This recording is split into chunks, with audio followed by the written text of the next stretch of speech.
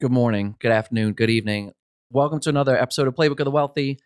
This is weird. We're in person. You're obviously seeing something very different, but thank you for watching and hopefully sticking around.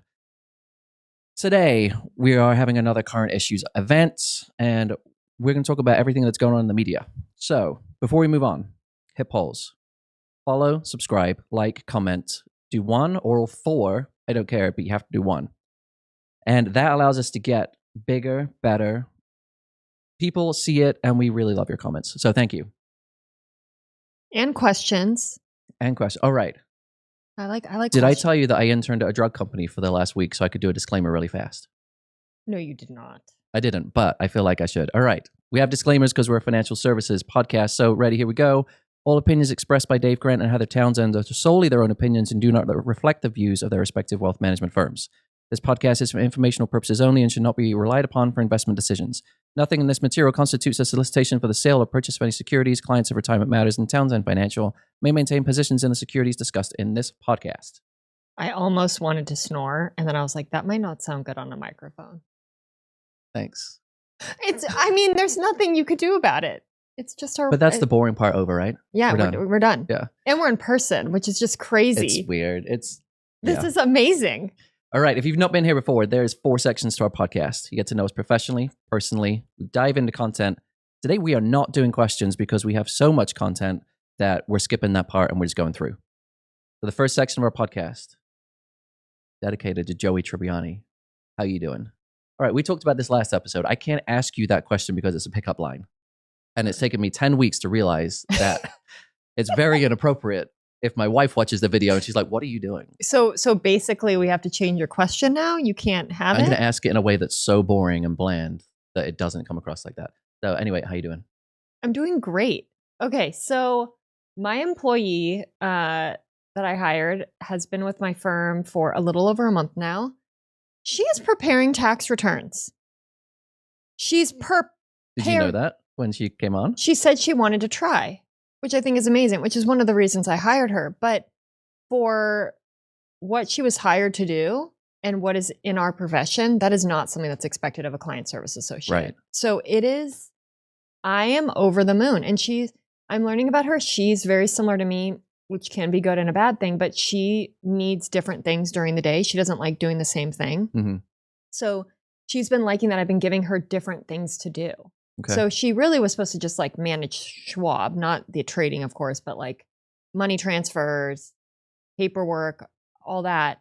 And now she's preparing tax returns. She helped me do the Form 8606 of backdoor Ross. I'm like, this is awesome. Like she's wanting to learn. I'm really hopeful right now. So that's a nice step up from where you were. I know. Yeah, that's a lot of work. So I'm trying to just be present and enjoy that and not worry, oh no. Like part of me is like, oh no, when's the next shoe gonna drop? Yeah. But like, I'm like, no, it doesn't have to be that way. That's how I'm doing right now. That's great. Yeah. How are you doing? I did a first this week. In my career, I took an 8:00 meeting on a Saturday. Woof. Yes. What? Why? Why? Oh, why? Yeah. Well, the client themselves traveled during the week. They wanted to set up a meeting when I was here. And I'm like, that doesn't work because it was a deep meeting. Like this was discussing everything in their plan plus sale of international real estate.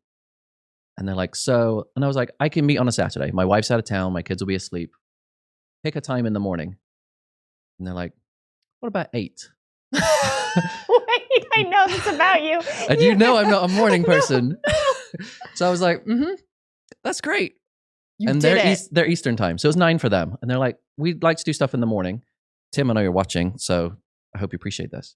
So they're like, it's 9. We'd like to do things in the morning because then we do family stuff during the day. I'm like, oh, if I suggest 10 o'clock Central Time, which is usually my earliest, that's 11 o'clock for you. And now the half the day is over. So I tried my hardest and it went well. But it was one of those things where I'm like, I don't know if I can do this again because... It was probably the 8th, though, not the Saturday thing. Did you tell the clients, though? I feel like it's all about expectations. Did you tell them, hey, this is a one-off. I'm doing this, but like, don't expect this. Oh, yeah. I mean, when they set the meeting for like, I have Wednesday evening meetings, but they set it for it was a Wednesday evening when I was here and flying back to Chicago. I'm like, okay, my week is messed up because I scheduled this and I didn't block my calendar off appropriately. So because I did that and it was my mistake, to make it up to you, let's do it on the weekend because I really want to talk to you, and let's wrap everything up. Selling international real estate, though. Ooh, that's exciting. That's Yeah. like complex, exciting. Like a lot of, are they Yes. citizens in the country? Are you? No. Oh, fluff. So it's complex. Yeah. We brought an attorney in. We have an international tax specialist as well. What is it? Cross-border tax? But yeah. Yeah. So it's Fun. something. Mhm. Yeah, that's fun. Yeah. All right. All right. Let's dive in. So we're talking about it. Oh, we're going to talk about it. The what is it? Like what everyone doesn't want to talk about. We're just going to go into the hard topics. I'm going to start this one off today. Go for it. You're going to tell me if you think I've said anything. Do we do a disclaimer? Yeah, that is going to be like, oh, that pressed someone's button, or oop, that sounds like you're one-sided. We're going to try not to do that. Because I'd really try to look at everything objectively. But in the current state right now, I would say at least half our population is extremely nervous of current events, the news, and the current administration. Mm-hmm. Generally, it was pretty close. The race was somewhat close, but I would say, upper 40% of the population did not vote for Trump. Mm-hmm. So they are all definitely nervous. Mm-hmm. And people who did vote for Trump, even my grandma, who, she will let me say this openly, she is a avid Trumpster. She just is. I was like, okay, just give me one thing that you don't like. And she's like, I don't like the chaos. And for her to say that is huge, because I love her, but I mean, it's hard for her to find anything wrong that the Republicans do. Mm-hmm. So, I'm noticing right now in my firm, I don't know where you are, but the client questions are starting to come in. People are nervous. Mm-hmm. They're nervous we might go into a recession. They're nervous that the stock market might crash. I want to talk about that today. And so are you getting questions? How are your clients doing? It's the same. I would say it's not a political leaning either way or another, but there's a lot more noise now that is clouding everything that's happening. Mm-hmm. So as if they're nervous about the economy, it's heightened because of the noise that's coming through the media that is, again, could be tainted one way or the other. And it's just causing anxiety levels to rise. It's funny, though. My clients, some of them that are just like avid Trumpsters, they're not the ones emailing me. Okay. Good or not good or bad. It's just factual. It's just, I find that the chaos is hard right now, but it also, politics are in with this nervous a little bit, which is fascinating. It's very different than like the mortgage crisis or COVID, right? Yeah, for sure. But let's go into it, because I think no matter what, again, news, nervousness, and there are a lot of questions. So one thing is, I mean, I will say we're actually due for a correction in the stock market. I mean, it's been crazy. We had 2 huge up years after 2022 was kind of a small correction year, I'd say. Yep. Started correcting in end of 2021, then started coming back in 2022. We're due for this has been a ridiculous bull market since the mortgage crisis. I mean, I look at our chart since 1900 and we are steadily up. It is time, at least for a flat decade, or we're due for something. And you would think I'm concerned. Not at all. I actually think that's when we show our most value, as you and I talk about. But I do think there are things to do to not worry about a recession. So how would you prepare for a recession? I mean, one, I'm going to try and if I'm talking to clients, let's try as best as we can to leave emotions out of it. Recessions are part of an economic cycle. People don't control recessions. So whatever happens in, the upper echelons of business worlds, where it's CEOs working together or not working together, or if it's administrations not enforcing what should happen in the economy is somewhat not tied to that. It will go through its ebbs and flows regardless of what administration is doing. And that's just a normal business cycle. So it's okay if we've gone through one of those peaks, it has to trough. That is the market cycle. It has to do that at some point. Yeah. There's nothing you can do to get away from it. And so if you're riding high and you've got lots of profits, the natural thing to do is to say, well, if we need to have some cushion, we might need some more cash. Let's take some money out of the profits and just have some cash in order to cushion those emotions of things are bad. And well, one thing that I want to say about that is there's actually studies. I didn't research it, so I'm not going to go into detail. I like to be prepared when I talk about things, but it is proven that people like hate loss way more, or it's way harder for them to deal with loss than gains. Yeah. But that is part of investing. The reason you are making money, can I say this, or get returns in the stock market is because you're taking risk. No risk equals no reward. So that means you're going to have to deal with the bumps. That's just the reality. It's like the more aggressive your portfolio is, the more bumpy it is, the more volatile. You don't want to take as much risk, then based on history, less returns. Yeah. So, to prepare for a recession, I would say make sure you have your emergency reserves, cash reserves. Be diversified. You know what's fascinating and is in every recession, like asset classes perform differently. I'm on the phone with people and they're like, how are you feeling about the economy and the stock market? And the answer that they don't expect is the one I give is when I say, I'm actually nervous right now. Because it's gone up so much, so quickly that who is prepared for what could happen on the downside? I think people who have been investing, at least my age group, like we got out of college. I got out of college when it was 2008, 2009. We're used to a stock market that kind of just goes up. I mean, we had COVID, which was the smallest big correction. Like, what did that last? A month until it rebounded? Like, it was ridiculous. Right. 2 months? So, I don't think people are used to. Like, we haven't had normal. No. But is there actual normal? Is there normal? That's the thing. Yeah. I mean, we're not going into that. Okay.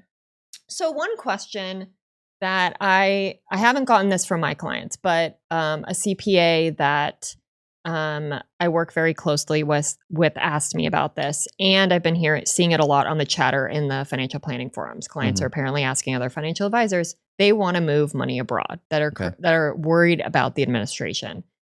And if this is on your mind, I want you to understand that there are humongous risks with doing this, and just be aware. So one of them is, which you and I touched on, is currency risk. Like, so when I lived abroad, I lived in London, pound over there.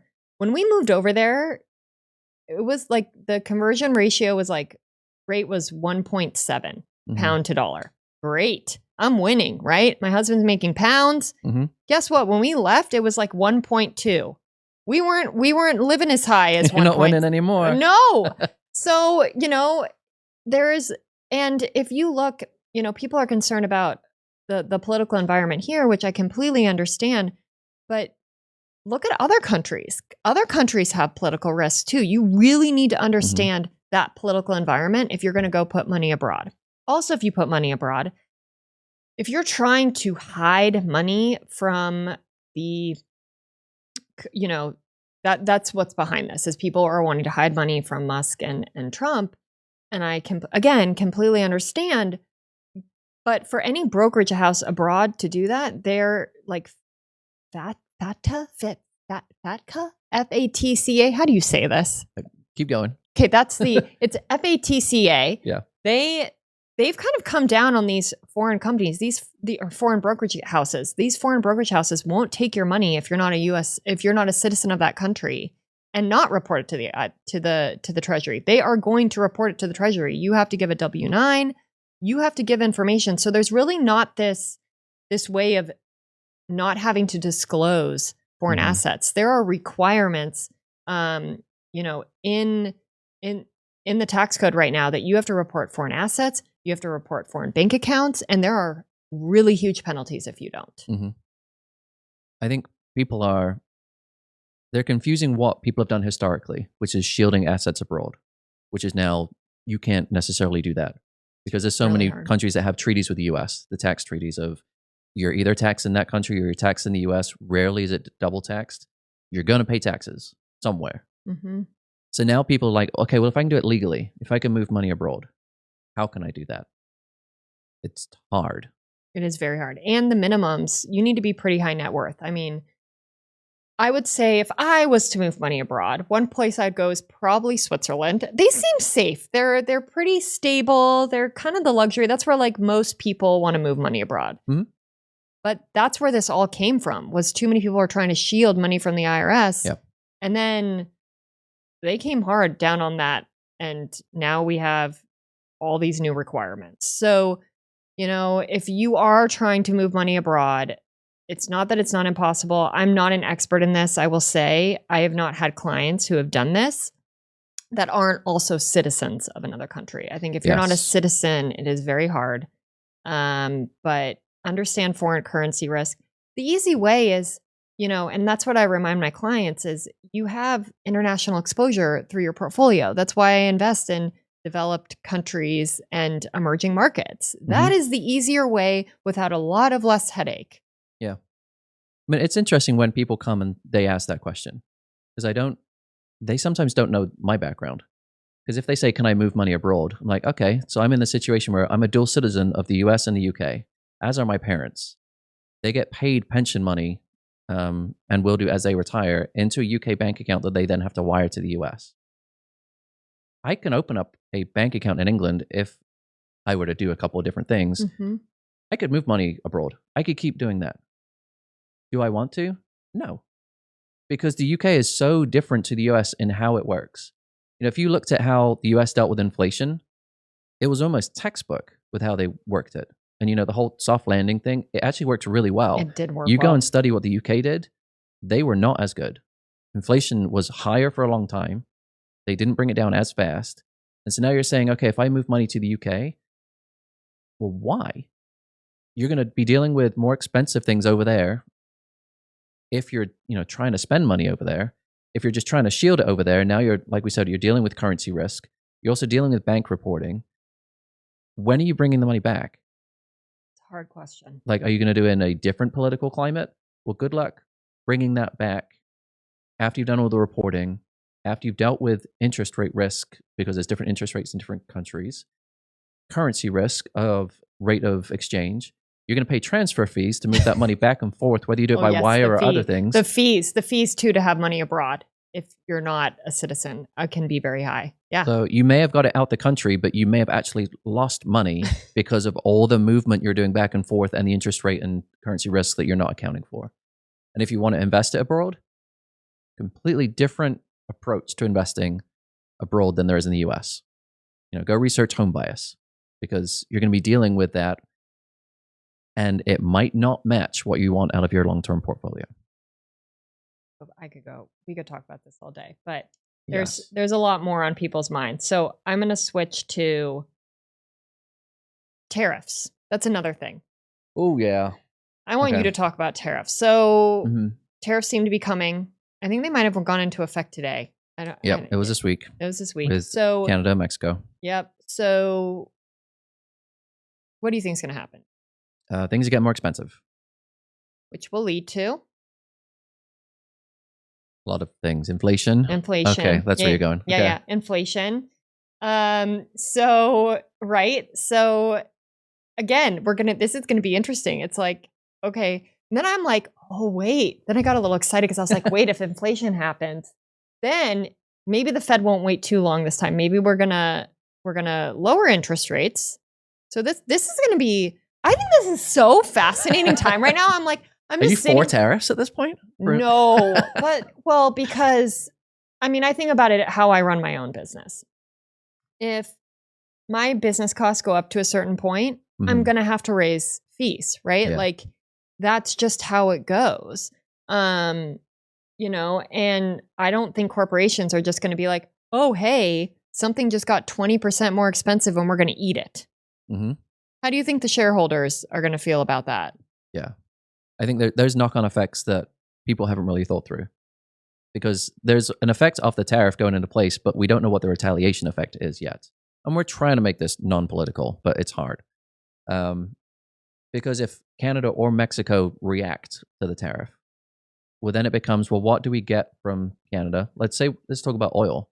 So if oil gets jacked up in price or production stops or declines, now our gas prices go up, which then has a lot of triggering effects. Same with Mexico. car parts. A lot of car parts come from Mexico. Now it's more expensive to fix your car. Now it's going to be more expensive at the dealership. There's knock-on effects for everybody in various different ways that we're just not factoring in, and we don't know how it's going to play out yet.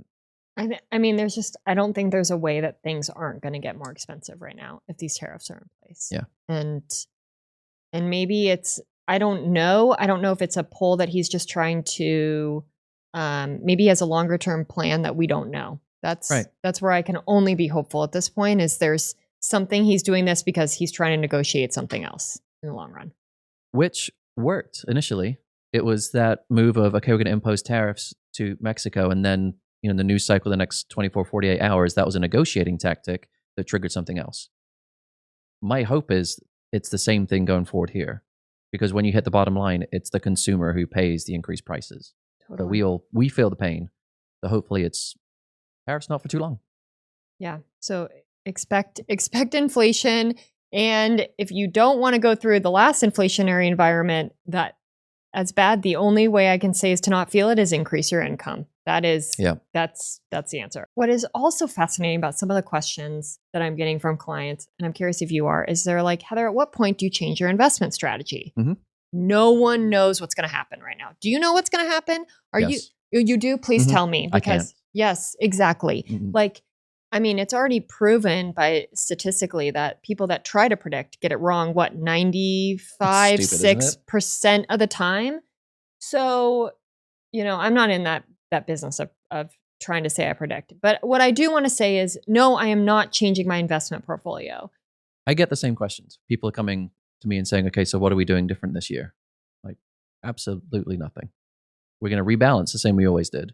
We're going to keep the same allocation we always did. Because investing is supposed to be boring. So once you start letting emotions drive your investing is when you start to lose money. Mm-hmm. And so you should be as interested in watching paint dry as looking at your allocation.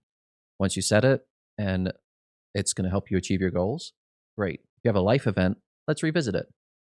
But nothing in the news should make you change your allocation. Do you know what I'm so excited about, though? Is I think our international holdings are going to get some love finally. Like, I mean, it has been a very dry decade for them. I mean, yes. I think they outperformed better in 2022, but then the S&P just came roaring back so hard in 2023, 2024 that it just, so I wanted to talk about a few things. So right now, in the past month of February, European equities broadly outperformed the US, which is very fascinating to me. Do you know how long it's been since that's happened to this extent? We're still in diapers, I believe. Since 2000. I mean, that's 25 years. It's been a long time. But that's normally when things start changing. I feel like when people are like, oh, this has been going on so long, why are we even an international anymore? But that's right when things change. It's funny when people are saying, so you're selling US equities because, now they're out of balance, where are you going to put it? It's almost that, you hold your head in your hands, you're like, it's going into international. I'm like, please don't shoot me. But that's our job. Diversification is apologizing to someone all the time. Some people are really throwing a lot of money international, Warren Buffett. Tell me about that. I mean, people who know about Warren Buffett, he's like S&P 500 all day. What is Warren Buffett doing, Dave? It's funny because he was saying in the news the other day, it's like, I believe invest smartly, invest cheaply. And then it comes out that he sold all of his S&P holdings. He still does individual stocks, but I sold all the S&P. And then in my mind, I'm like, okay, interesting what he's doing. The amount of people that follow him that could do the same thing and torpedo their success, not really understanding what he's doing and just blindly following is dangerous. Very dangerous. But he's buying a lot in Japan, I believe, right now, which is fascinating to me. And then Dave Tepper, billionaire hedge fund manager, he's going a lot in China. Same, Ray Dalio, largest hedge fund manager ever, is he's one of my favorites. Read the book Principles. China, the very, very few people I will say that can outperform the market are putting money abroad right now. Fascinating. I'm so excited. 5 minutes ago, didn't you say you were doing it too?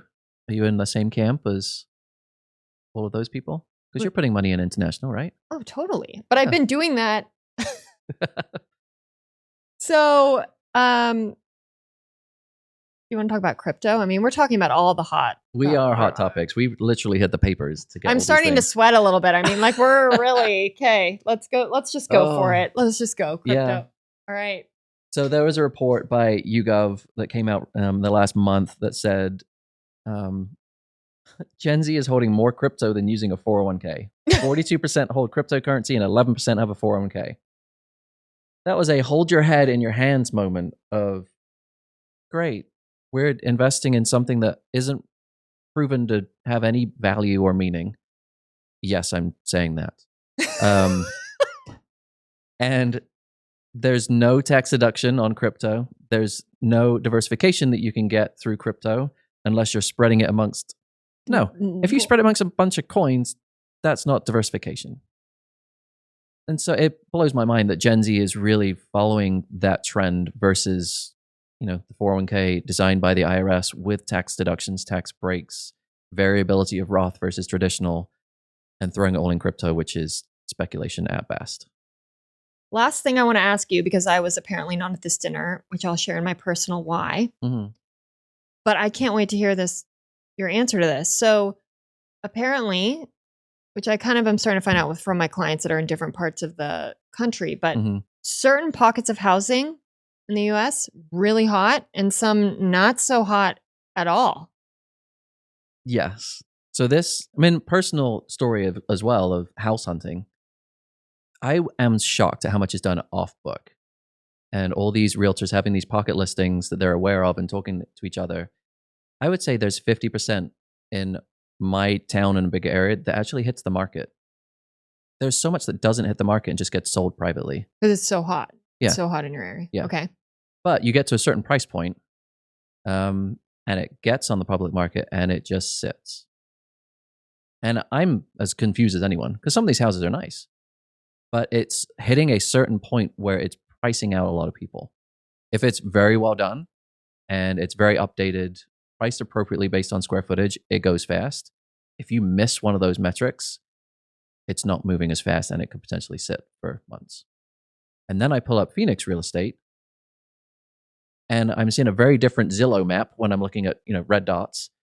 It looks like there's a lot more happening here visually. And then someone told me yesterday, it's actually similar. Stuff that's well maintained, priced appropriately, moves quickly, sometimes off book, and stuff that's not, that's what you see sat. I will say in this market in Phoenix, what I'm noticing between my clients is one of my clients had a house that was, I did not think it was going to sell very fast, and it sold like that. And I was shocked just because of the type of house. It's near like a busy road. Sure. But it was priced right. And then I've had a few clients' properties just sit, and I don't think they were priced right. Yeah. If they are not priced right, and then they start having to get price reductions, it's not good. Yeah. The media is saying, the interest rate market the interest rate environment is going to slow down home sales.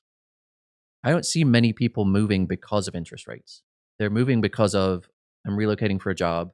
I'm downsizing because all my kids left. I got divorced. I can't afford the house. Interest rate decisions are really low on the totem pole of why I'm moving house. And it's just going to be a sidebar of, okay, maybe I can't afford as big a house as I want to if interest rates are now at 6.5 versus 3. Some of my clients are moving because they just want a bigger house, but I'm doing that too. Yeah, I think it depends. But I think the other thing about interest rates is this is a very, very healthy interest rate environment. If you that's why we were able to bring inflation down. 2 to 3% is not normal. Now, I don't want to say I don't think it's ever going to happen again, but do I think it's very unlikely that we're going to go that low again? That is just crazy. Yeah. This is 5 to 7 is healthy. Yeah. Yeah, go back to the 80s and you'll see people still moved when it was 12, 17, 18% mortgage rates. So I think we've kind of covered everything that we want on current events. You've got a hot topic right at the end, which everyone's been waiting for. Totally. Right? Mm-hmm. Oh, my business owner Yep. LLC people are going to be interested. The Corporate Transparency Act. We finally have. So if anyone's been following this with me on my Instagram, it's been like a ping pong ball. First it's on, first it's off, first it's on, first it's off. I think we went on and off about 6 times this year. I don't know. Don't quote me on it, but it was ridiculous. We finally have an answer. The Treasury has said this is dead. That is my current events. Okay. Updates. I'm good. You good? Yeah. Done? I think we dove in for a good amount. Yes, we did. All right. Last section of our podcast, moving into highlights. It is our personal win section of the podcast. I have to talk about house stuff because it's our life right now. Yeah. We're driving our children around and then we're looking at houses. That's our new hobby. It's fun though. So we go so a house hits the market. It pretty much checks the majority of our boxes. We go and take a look on Friday with the first one in there. We go and take another look on Sunday. We're like, I think this could really work. There's a couple things that we might want to change. Then our realtor says, I've been talking to someone. They have a house that's in another neighborhood. Do you want to go take a look at it? I think you might like it. Did they end it with, and it's a little bit over your budget, or it's a little bit like It's not on the market yet. There's no price. Oh. It was even worse. And we go and look at it and we're like, they've updated everything. There's rooms for both kids to entertain their friends in different areas of the house. Yeah. So we walk out that house. I'm like, I think we're interested. And in the back of both of our minds, we're like, this could be over our budget. And we don't know yet because it hasn't been priced. how do you price something can you submit an offer? Like, I don't get how this works. What do you do? So now we're in limbo because we told the realtor on the other house that house is not going to work because we like something else. Okay. The nice thing is this person does want to sell their house. They're just 2 steps behind where we're at. So they need to get comps. They need to price it and they'll need to look for their own house. But if it works, then that house could work for us. I hope So it happens. we're getting closer to the end of the road. Okay. So my personal win, which I'm really excited about, is I made it to having twins to 4. And why? They turned 4 yesterday. Interesting wording. Uh-huh. Well, You made it this far and they're 4? yeah. All right. So okay, go ahead. So maybe you're about to debunk this, but you have boys, so keep that in mind. Okay.